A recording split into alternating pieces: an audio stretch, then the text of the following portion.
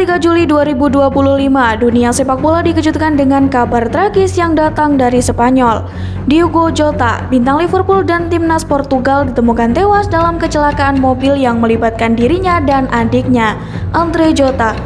Kecelakaan terjadi di jalan tol A52 sekitar pukul 00.30 waktu setempat, di mana mobil mereka keluar jalur terbalik dan terbakar dalam hitungan menit.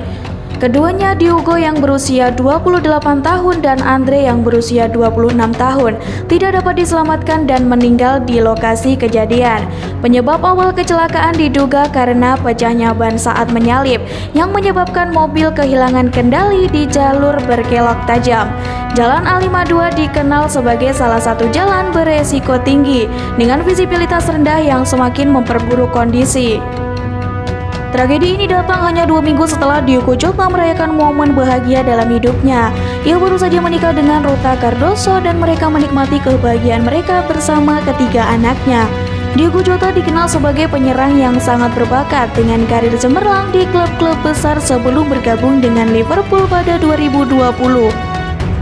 Di Liverpool ia mencetak 85 gol dari 233 pertandingan.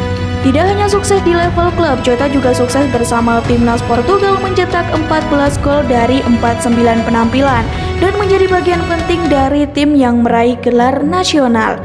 Kehilangan Diogo Jota yang baru saja berada di puncak karirnya meninggalkan luka mendalam di hati banyak orang, terutama bagi keluarganya, rekan-rekan setimnya dan juga penggemarnya.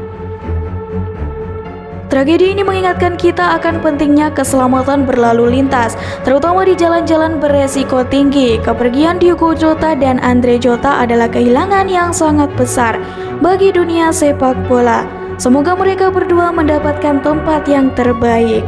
Selamat jalan Diogo dan Andre.